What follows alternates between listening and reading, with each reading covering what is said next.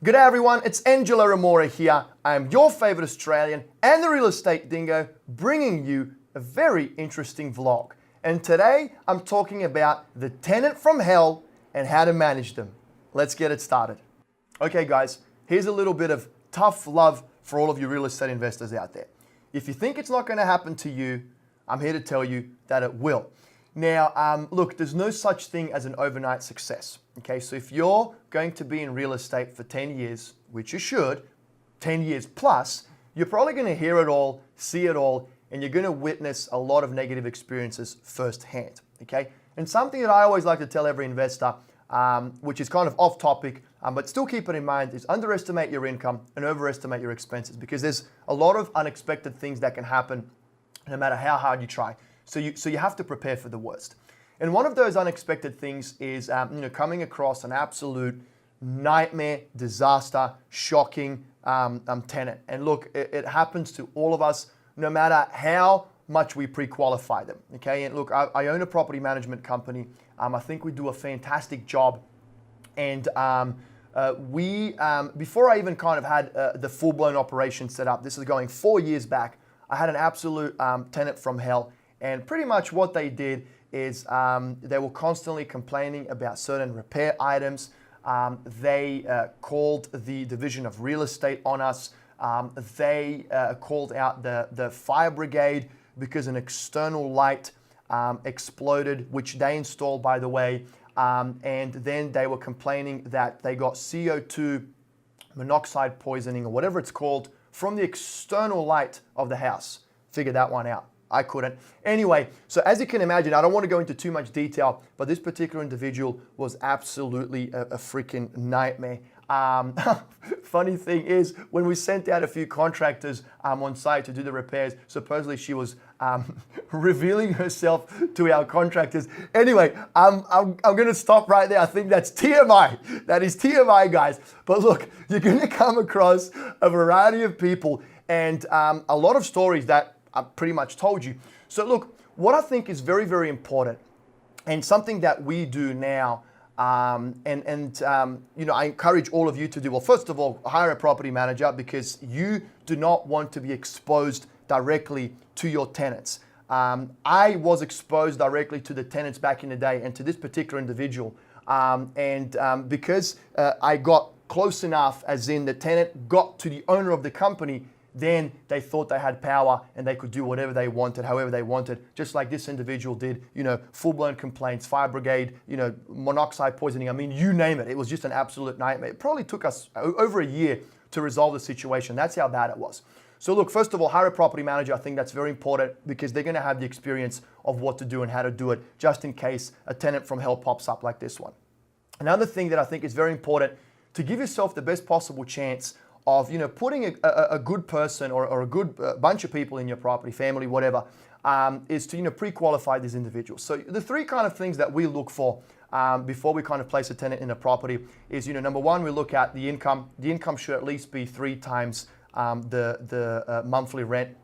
That's something that's very important. You need to make sure that the tenants can actually afford that rent.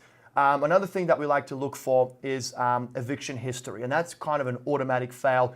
If you have any dent or a prior eviction on your history, it's just something that we don't like to see, because it means that it actually got to that stage where the landlord or the property management company had to file for an eviction after multiple attempts to collect the rent. So it's pretty much an automatic disqualification for us.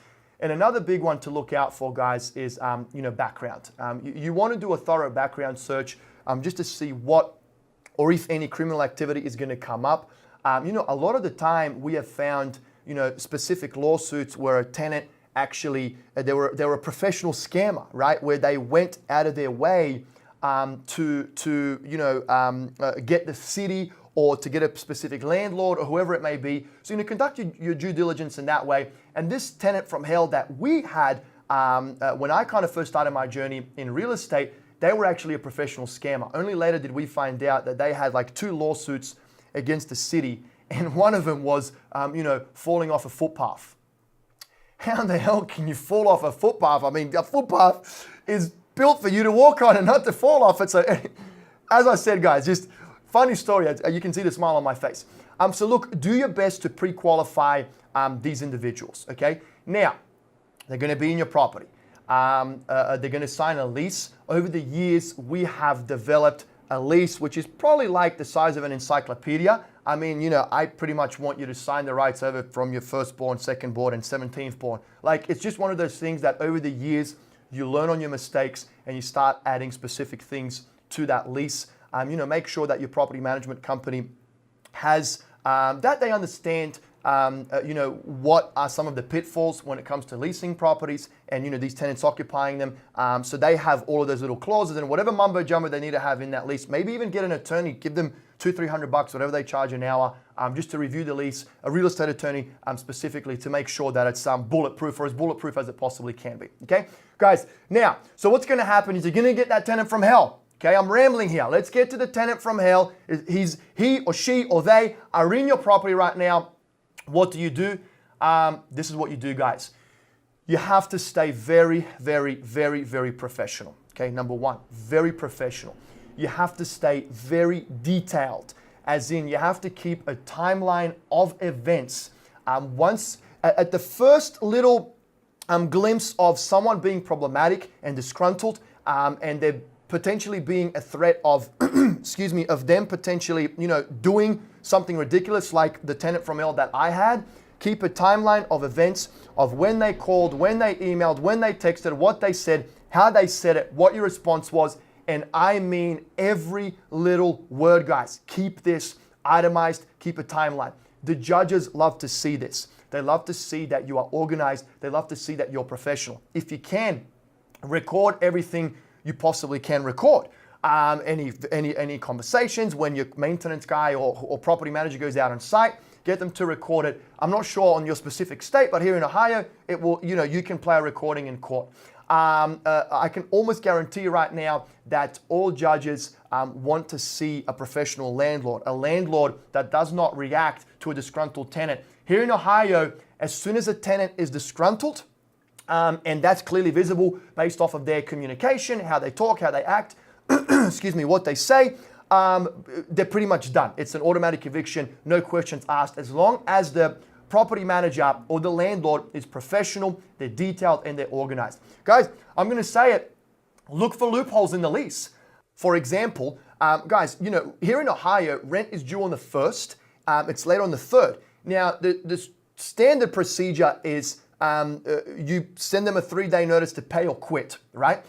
In our instance, if we were dealing with a problematic tenant or a tenant from hell, we can just send them a 3-day notice to quit. It means they have to move out of the property. We do not even give them an option to pay, right? And then, of course, we file for an eviction, we go to court, we show our findings, and the tenant gets evicted, and you are done with the tenant from hell, right? So once again, the only way that you can find a loophole in that specific lease, if the lease is very detailed and has all of the little mumbo jumbo in there, like you cannot run a business from your place of residence. What else can I throw in there? You can't, you know, consume any drugs on premises. You cannot smoke in the property. You can't have more than one pet. I don't know. I mean, we've got so many of these little things in the lease just to protect our butt in case we do get another tenant from hell, so we can find something within that lease, show proof that they're breaking that lease, so we can file for an eviction and a 3-day notice to pay or quit. So guys, once again, every state, every company, every landlord has their own way of doing these things. This is just my way. I'm not saying it's the right way or the wrong way. Ultimately, treat your tenants with respect, be patient, be lenient, fix their repairs, go out of your way, promptly communicate. But when push comes to shove and you truly get that tenant from hell, then you literally have to evict them at all costs. Of course, in a legal way specific to the laws and regulations in your state. Okay, so guys, that's it. That's my tenant from hell. That's how to manage them, how to deal with them, how to evict them. Hey, I'd love to hear your stories. Please comment below. Let's get a good little exchange going. I know that there's a lot of real estate investors out there that have a ton of tenant from hell stories. So please comment below. But that's it for today. I'm Engelo. I'm your favorite Australian and the real estate dingo. I'll catch you in the next vlog.